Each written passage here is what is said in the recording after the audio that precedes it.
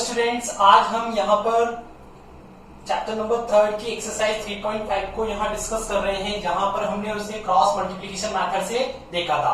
आज हम यहाँ पर क्रॉस मल्टीप्लिकेशन मेथड का कॉन्सेप्ट समझने के बाद हम उसे ही आगे कैरी फॉरवर्ड कर रहे हैं। तो आज हमारे एनसीईआरटी का क्वेश्चन नंबर 2 जो कि क्या कह रहा है, ध्यान से सुनिए। For which value of a and b does the following pair of linear equation have infinite number of solutions? तो देखिए इस क्वेश्चन में आपको क्या दे रखा है कि आपको दो इक्वेशन दे रखी है और उसमें आपको a और b की वैल्यू क्या करनी है, फाइंड आउट करनी है। a और b की वैल्यू फाइंड आउट करने के लिए आपको एक कंस्ट्रेंट दे रखा है और कंस्ट्रेंट क्या दे रखा है कि इक्वेशन के इनफाइनाइट नंबर ऑफ सॉल्यूशंस हैं। इक्वेशन के क्या है, इनफाइनाइट नंबर ऑफ सॉल्यूशंस है। हम बहुत अच्छे से जानते हैं कि for infinite many solution, equation की जो कंडीशन होती है वो कंडीशन क्या होती है, for infinite many solution a1 divide by a2 is equal to b1 divide by b2 is equal to c1 divide by c2, ये कंडीशन होती है।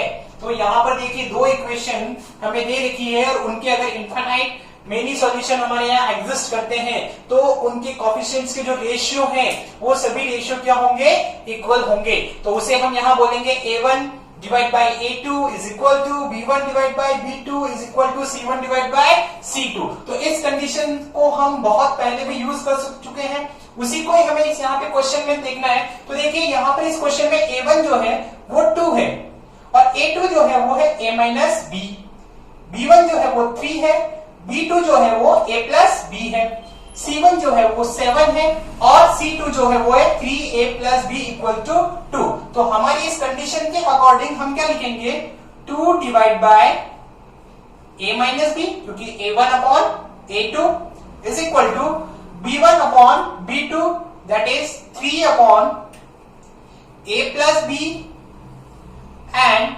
c1 is 7 and c2 is 3a plus b minus 2। Okay, तो यहां पर इनकी value को substitute करने के बाद हमने यहां पर वैल्यू को सब्स्टिट्यूट कर दिया। अब वैल्यू को सब्स्टिट्यूट करने के बाद तीनों ही रिलेशन आपस में इक्वेट है, तो कितनी भी दो रिलेशन से हम यहाँ पर a और b की टर्म्स में दो इक्वेशन यहाँ पर बना लेंगे। तो हमें यहाँ पर a और b की टर्म्स में क्या करनी है, इक्वेशन को बनाना है। तो हम चाहे तो हम इसको इसके इक्वल और इसी को हम इसके इक्वल रख के हम यहाँ पर दो रिलेशन यहाँ पर ड्रॉ करेंगे। तो देखिए पहली चीज जो हमारे पास आती है वो आएगी हमारे पास 2 divide by a minus b is equal to 3a plus b। यहां तक किसी को कोई प्रॉब्लम नहीं होनी चाहिए कि आपने बहुत अच्छे से दोनों को इक्वेट करके यहाँ पर एक रिलेशनशिप हमें यहाँ पर जनरेट करनी है। तो देखिए क्रॉस मल्टीप्लाई करेंगे तो 2a से मल्टीप्लाई होगा तो क्या आएगा, 2a, 2b से क्रॉस मल्टीप्लाई होगा तो क्या आएगा, 2b is equal to 3a से क्रॉस मल्टीप्लाई होगा तो आएगा हमारे पास 3a और 3 माइनस b से मल्टीप्लाई होगा तो यह आएगा माइनस 3b। अब हम इसको 2a, इस 3 को हम इधर ट्रांसफर करेंगे तो माइनस 3a हो जाएगा, ये 2b हमारा इधर ही है और ये 3b टर्म ट्रांसफर करेंगे तो ये नेगेटिव है तो ये इधर आएगा तो हमारा पॉजिटिव हो जाएगा and whole equation is equal to 0। तो यहाँ पे 2a minus 3a that is minus a and 2b plus 3b that is 5b is equal to 0। तो यहाँ देखिए a और b की टर्म में हमारे पास एक इक्वेशन बन चुकी है। अब हमने जब फर्स्ट इन दोनों को कंपेयर किया था तो हमारे पास ये फर्स्ट इक्वेशन बन गई।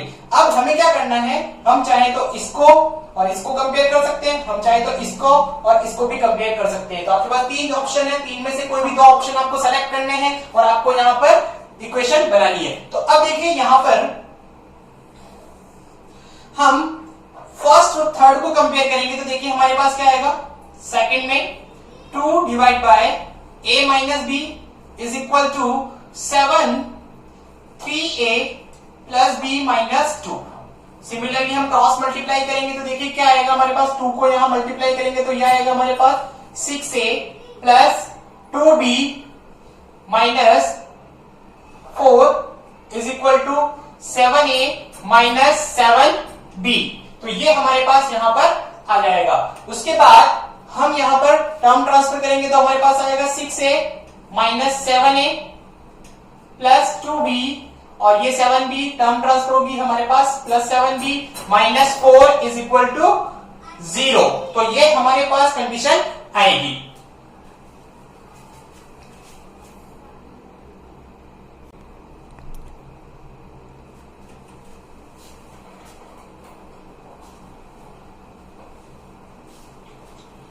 तो यहां पे टर्म ट्रांसफर करने के बाद हम देखिए इसको सिंप्लीफाई करेंगे। 6a minus 7a that is minus a, 2b plus 7b that is 9b minus 4 is equal to 0।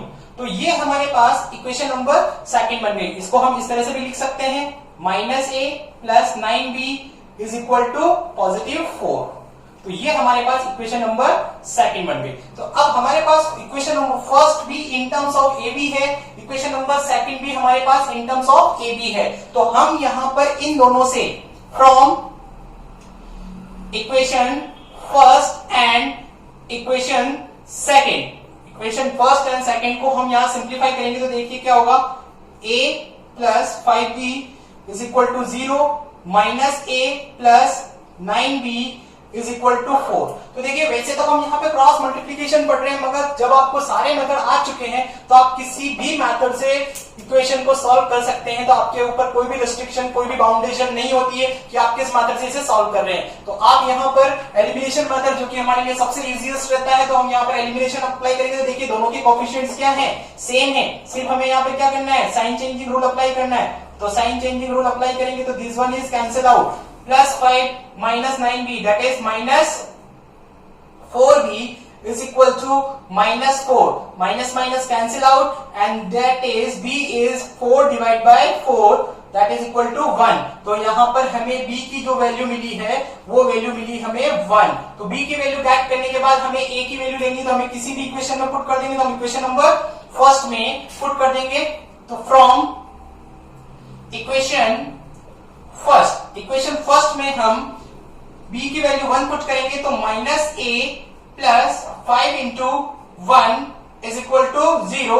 तो minus a is equal to minus 5, तो minus minus cancel out, a is equal to 5। तो यहां पर देखिए a की value हमें 5 मिल चुकी है। तो hence therefore a is our 5 and b is our 1। तो for the value of a and b, question में हमें क्या पूछा था कि for the which value of a and b के लिए इस इक्वेशन की क्या है, इनफाइनाइट मेनी सॉल्यूशंस है। तो हम देखिए हम आंसर को भी चेक आउट कर सकते हैं। हमारे पास यहाँ पर a की वैल्यू 5 आई है और b की वैल्यू 1 आई है। तो देखिए यहाँ पर हम हमारे आंसर का वेरिफिकेशन कैसे करेंगे, तो ध्यान से समझिएगा। हमें हमारी पहली इक्वेशन दे रखी है 2x plus 3y is equal to 7। Second equation में देखिए a की वैल्यू 5 है, b की वैल्यू 1 है। तो this one is 5 minus 1, this becomes 4। तो ये हो जाएगी हमारे पास 4x प्लस, यहां पर देखिए a की वैल्यू हमारे पास 5 है, b की वैल्यू हमारे पास कितनी है, 1 है। तो ये 5 प्लस 1 ये हो जाएगी हमारे पास 6 इज इक्वल टू, यहां पर a की वैल्यू हमारे पास 5 है। तो ये 3 into 5 15 plus 1 16 minus 2 that is 14। तो ये हमारे पास हो जाएगा 14। तो हमारे इक्वेशन का वेरिफिकेशन करने के लिए हमने यहां पर a और b की वैल्यू पुट करके हम यहां पर चेकआउट करेंगे। तो देखिए अब इक्वेशन सेकंड इक्वेशन हमारे पास इस फॉर्म में मिल गई। तो यहां हम a1 अपॉन a2 चेक करेंगे तो क्या आएगा 2/4, b1 अपॉन b2 चेक करेंगे तो वो आएगा हमारे पास 3/6 और c1 अपॉन c2 चेक करेंगे तो वो आएगा हमारे पास 7/14। तो ये आएगा हमारे पास 1/2, ये भी आएगा हमारे पास 1/2 and this one is also 1/2। तो देखिए तीनों ही रिलेशन हमारे 1/2 1/2 1/2 आ रहे हैं। तो a और b की वैल्यू अगर हमारे पास जो आंसर का है 5 और 1 अगर इस इक्वेशन में रखते हैं तो इस इक्वेशन के क्या होंगे, इनफाइनाइट नंबर ऑफ सॉल्यूशन होंगे। तो ये वे रहेगा कि अगर आपके पास इनफाइनाइट की कंडीशन दी हुई होगी तो हम इनफाइनाइट की कंडीशन से ही क्वेश्चन को सॉल्व करेंगे। अगर हमारे पास नो सॉल्यूशन होगा तो हम नो सॉल्यूशन की कंडीशन से ही सेट करेंगे। अगर हमारे पास इक्वेशन है यूनिक सॉल्यूशन तो हम a1 upon a2 is not equal to b1 upon b2 से हमारे क्वेश्चन को स्टार्ट करेंगे। तो ये स्टूडेंट क्वेश्चन का जो प्रोसीजर होता है सॉल्व करने का, हमारे पास इस तरह से हमारे क्वेश्चन में अननोन वैल्यूज आ सकती है और उस अननोन वैल्यूज को हमें किस तरह से डील करना है, इसी क्वेश्चन में हमने यहाँ पे सीखा है।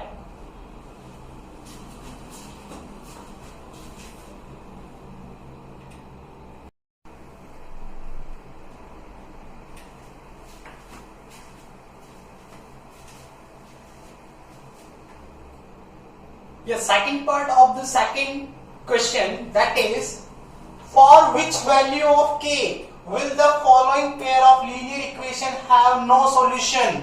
आपको यहाँ पर k की वैल्यू फाइंड आउट करनी है इस पेयर ऑफ इक्वेशन के लिए कि जहां पर इक्वेशन के क्या हो, नो सॉल्यूशन। तो नो सॉल्यूशन का मतलब हम बहुत अच्छे से पता है हमें कि हमें यहाँ पर पैरेललिज्म की कंडीशन फॉलो करनी होगी।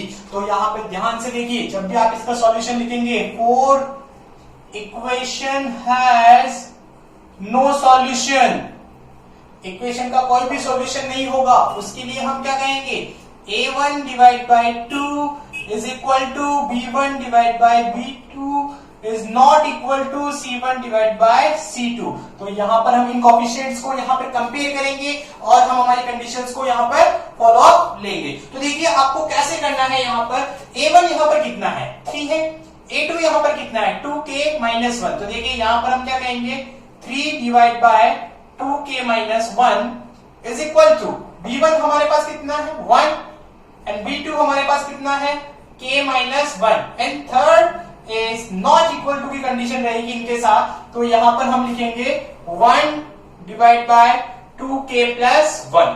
तो ये हमें सिचुएशन हमारे पास जो थी कि इक्वेशन का कोई भी सॉल्यूशन एग्जिस्ट नहीं करता है, तो इक्वेशन का कोई भी सॉल्यूशन एग्जिस्ट नहीं करता है तो हम ये कंडीशन फॉलो करते हैं, और ये कंडीशन अगर हम फॉलो करते हैं तो हमने यहाँ पर वैल्यू को सब्स्टिट्यूशन कर दिया। तो देखिए यहाँ पे इक्वेट की कंडीशन तो सिर्फ और सिर्फ यही है, ये तो नॉट इक्वल टू की कंडीशन है, तो यहाँ पर तो जो k की वैल्यू जो भी आएगी वो नॉट इक्वल टू कंसीडर होगी। बट हमारा जो काम है वो हमें यहाँ पर इसको इससे कंपेयर करने से हमें k की वैल्यू मिल जाएगी, क्योंकि एक ही वेरिएबल है k, तो एक वेरिएबल है तो हमें सिर्फ और सिर्फ एक ही इक्वेशन की नीड होगी। तो यहाँ पर ध्यान से देखिए कि हम यहाँ पर इन दोनों को कंपेयर करेंगे, तो 2k minus 1 is equal to 1 upon k minus 1।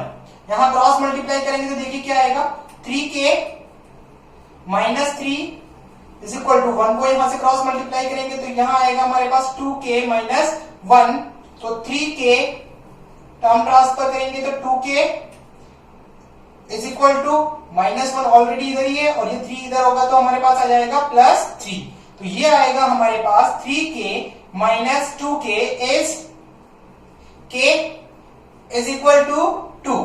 तो यहां पर देखिए हमें k की वैल्यू मिल चुकी है और k की वैल्यू जो आई है वो हमारे पास कितनी आई है, यहाँ पर 2 आई है। तो k की वैल्यू 2 के लिए अगर मैं इस क्वेश्चन में k की वैल्यू कितनी रख देता हूं, 2 पुट कर देता हूं, तो मेरे पास इस इक्वेशन के क्या होंगे, कोई भी सॉल्यूशन एग्जिस्ट नहीं करेगा। तो देखिए हमें अच्छे से पता है कि हम यहाँ पर इसका क्या कर सकते हैं, वेरिफिकेशन कर सकते हैं। तो हमें यहाँ पर इसका क्या करना है, वेरिफिकेशन करना है। तो वेरिफिकेशन करने के लिए देखिए ध्यान से देखिए कि हमारे पास फर्स्ट इक्वेशन क्या है, 3x plus y is equal to 1। Okay, और यहाँ पर k की वैल्यू हमें कितनी रखनी है, 2 रखनी है। तो देखिए यहाँ पर k की वैल्यू 2 पुट कीजिए तो 2 इंटू 2 4, 4 माइनस 1 दैट इज 3। तो ये हो जाएगा हमारे पास 3x प्लस यहाँ पर k की वैल्यू कितनी है, 2। तो 2 minus 1 that is 1, 1 into y this is only y is equal to k की वैल्यू कितनी है यहाँ पे 2। तो 2 इंटू 2 4, 4 प्लस 1 दैट इज 5। तो ये इक्वेशन बन गई हमारे पास दोनों। तो दोनों इक्वेशन हमारे पास सिंप्लीफाई होने के बाद हम यहाँ पर a1 अपॉन a2 कंपेयर करते हैं तो देखिए 3 divide bye 3, b1 divide bye b1 करते हैं तो b2, तो ये हमारे पास आएगा 1 डिवाइड बाय 1 और c1 डिवाइड बाय करते हैं तो 1 बाय 5। तो देखिए 3 by 3 that is 1, 1 by 1 is 1 but this is not equal to 1 by 5। तो देखिए यहां पर कंडीशन सेटिस्फाई कर रही है कि फर्स्ट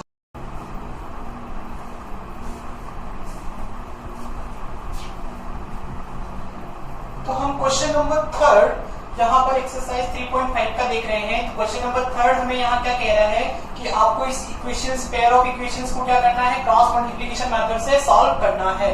देखिए बहुत सिंपल सा है, वैसे हम डिस्कस कर चुके हैं, बट फिर भी हम यहाँ पर एक बार और डिस्कस कर रहे हैं कि क्रॉस मल्टीप्लिकेशन मेथड किस तरह से हम यहाँ पर सॉल्व करते हैं। तो देखिए सबसे पहले क्रॉस मल्टीप्लिकेशन मेथड की जो पहली कंडीशन है वो ये होती है कि equation must be equal to 0, कि आपको यहाँ पर इक्वेशन को सबसे पहले क्या करना है, इक्वल टू 0 करना है। तो देखिए यहाँ पर सबसे फर्स्ट हम क्या लिखेंगे, 8x plus 5y minus 9 is equal to 0 and 3x plus 2y minus 4 is equal to 0। तो अब हमारे पास इक्वेशन का फॉर्मेशन चेंज हो गया है कि हमने पूरी इक्वेशन को इक्वल टू 0 बना दिया है। अब उसके बाद हमें क्या करना है, फिक्स फॉर्मेट करना है, x divide bye y divide bye and 1 divide bye, ये पूरा फॉर्मेशन हमें लेके चलना है। तो देखिए यहाँ पर हम किस तरह से फॉर्मेशन लेके चलेंगे कि हमने यहाँ पर x के नीचे जब भी हम लिखेंगे तो हम x वाले कोफिशिएंट्स को क्या कर लेंगे, हाइड कर लेंगे। तो हम x वाले कोफिशिएंट्स को हाइड कर लेंगे तो हमें देखिए यहाँ पे कौन दिखेगा,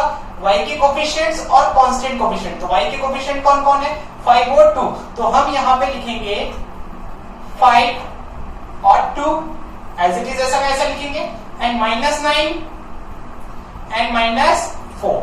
इस तरह से हमने कोफिशिएंट्स को हमें x के डिवाइड में नीचे लिख देने हैं। फिर अब हम y के कोफिशिएंट्स के नीचे जब भी लिखेंगे तो हम y के कोफिशिएंट्स को क्या कर देंगे, हम हाइड कर देंगे। तो हमें कौन दिख रहा है, देखो y के बाद हमें लिखना है, पहले कांस्टेंट को लिखना है, तो माइनस 9 एंड माइनस 4, और इधर से हमें दिख रहा है 8 और 3, तो हम 8 और 3 को लिख देंगे।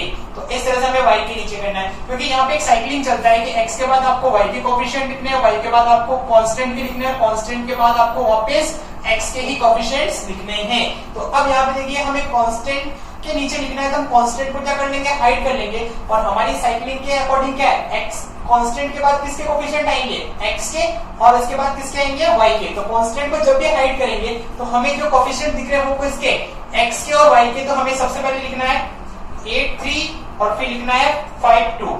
आप बिल्कुल भी 5 2 और 8 3 नहीं लिखेंगे, अदरवाइज आंसर आपका गलत आएगा। तो आपको क्या करना है, ये चीज हो गई। अब आपको क्या करना है, क्रॉस मल्टीप्लिकेशन, जैसे नाम से पता चल रहा है, तो ये इससे क्रॉस होगा और ये इससे मल्टीप्लाई होगा, फिर ये वाला इससे मल्टीप्लाई होगा और ये इससे मल्टीप्लाई होगा, ये इससे मल्टीप्लाई होगा और ये इससे मल्टीप्लाई होगा। तो देखिए सबसे पहले फर्स्ट डायगोनल जो ब्लैक वाला मैंने बनाया है, वो ब्लैक वाला डायगोनल पहले मल्टीप्लाई होगा और देन आफ्टर फिर ब्लू वाला डायगोनल मल्टीप्लाई होगा। तो देखिए यहाँ पर 5, हम वापस वही फॉर्मेट लिखेंगे, x divide bye y divide bye and 1 divide bye. तो यहाँ देखिए 5 into minus 4 that is minus 20, and यहाँ देखिए स्टैंडर्ड माइनस आएगा ही आएगा, इनके बीच में क्रॉस मल्टीप्लिकेशन के बीच में हमेशा एक स्टैंडर्ड माइनस आएगा और बाकी जो साइन आएंगे वो हमें एज इट इज फॉलो करने हैं। तो 2 into minus 9 that is minus 18। तो यहाँ पे देखिए ये वाला जो साइन है, ये वाला साइन स्टैंडर्ड माइनस है। अब इसी तरह से यहाँ पे पहले ब्लैक वाला डायगोनल मल्टीप्लाई होगा, दैट मींस ये वाला एरो मल्टीप्लाई होगा, तो माइनस 9 इंटू 3 माइनस 27, और यहाँ देखिए ये स्टैंडर्ड माइनस आएगा ही आएगा, स्टैंडर्ड माइनस आ जाएगा। उसके बाद 8 इंटू 4 माइनस 32, एंड यहाँ पर फर्स्ट डायगोनल ये वाला मल्टीप्लाई होगा, तो 8 इंटू 2 16, और ये माइनस हमारा स्टैंडर्ड माइनस आएगा ही आएगा। तो ये हमारा स्टैंडर्ड माइनस हो गया, एंड 5 इंटू 3 दैट इज 15। अब यहाँ पर हम इसको थोड़ा सा सिंप्लीफाई कर लेंगे, तो देखिए क्या आएगा हमारे पास, x minus 20 and this minus minus is plus 18 is equal to y minus 27 and minus minus plus 32 is equal to 1, 16 minus 15 that is 1। तो यहां तक सॉल्व करने के बाद देखिए इसको हम आगे सिंप्लीफाई करते हुए चलते हैं कि हमें यहां मिलेगा x divide bye y divide bye and 1 divide bye. ये फॉर्मेट टिल एंड तक सेम रहेगा। अब देखिए यहाँ पर हमें जो भी x के डिवाइड में है उसे हमें सिंप्लीफाई करना है, तो minus 20 plus 18 that is minus 2। तो यहाँ आएगा हमारे पास minus 2 and minus 27 plus 32 that is positive 5, this one is 5 and this one is 1। तो यहाँ पर हमारे पास बहुत सिंप्लीफाइड फॉर्म में x divide by n, y divide by n, 1 divide by आ चुका है हमारे पास। तो अब हम यहाँ पर देखिए एक बार क्या करेंगे, हम इसको कांस्टेंट के कंपेयर करेंगे, एक बार हमें y की वैल्यू गेट करने के लिए y को हम कांस्टेंट के कंपेयर करेंगे। तो देखिए फर्स्ट केस में अगर मैं यहाँ करता हूं x -2 डिवाइड बाय 1, तो यहाँ देखिए ये x से क्रॉस मल्टीप्लाई होगा तो x, और ये -2 1 से मल्टीप्लाई होगा तो ये आएगा -2, तो x की वैल्यू मिली हमें -2। सिमिलरली इसी तरह से अगर हमें y की वैल्यू गेट करनी है तो y डिवाइड बाय 5 को भी हम कांस्टेंट टर्म के इक्वल रखेंगे, दैट इज 1 डिवाइड बाय 1, तो क्रॉस मल्टीप्लाई होगा तो y इज इक्वल टू 5। तो यहाँ पर हमें hence x is equal to -2 and y is equal to 5 की वैल्यू हमें ज्ञात हो जाएगी। तो इस तरह से हमें x और y की वैल्यू को ज्ञात करना है। तो ये मेथड हमारा क्या कहलाएगा, क्रॉस मल्टीप्लिकेशन मेथड कहलाएगा। And now we have to check and verify our answer. तो अगर हमें हमारे आंसर को वेरीफाई करना है तो put the value of x and y any one of the equation. आप किसी भी इक्वेशन में x और y की वैल्यू को पुट कर दीजिए। तो देखिए यहाँ पर क्या हो रहा है, x की वैल्यू -2 पुट करेंगे और y की वैल्यू आप 5 पुट करेंगे। x की वैल्यू -2 पुट करेंगे तो देखिए यहाँ पर फर्स्ट इक्वेशन में -2 पुट करते ही हो जाएगा आपका -16 प्लस y की जगह हम 5 पुट करेंगे तो 5 into 5 that is 25, 25 minus 16 that is 9। तो देखिए यहाँ पर ये वेरीफाइड हो रहा है, तो ये हमारा वेरीफाइड हो गया। तो फर्स्ट इक्वेशन आप चाहे तो सेकंड इक्वेशन में भी पुट करके सब वेरीफाइड कर सकते हैं। देखिए x की जगह आप पुट कीजिए -2, तो -2 पुट करेंगे तो ये आएगा आपका -6, और y की जगह आप पुट करेंगे 5, तो ये आ जाएगा आपका 2 into 5 दैट इज 10।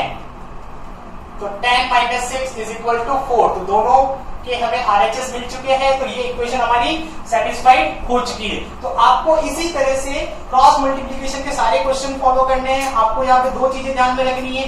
फर्स्ट आपको इक्वेशन को इक्वल टू 0 कर लेना है, फिर आपको ये फॉर्मेट जो है फिक्स फॉर्मेट हमारा x divide bye y divide bye and 1 divide bye, इस फॉर्मेट को आपको अरेंज कर लेना है।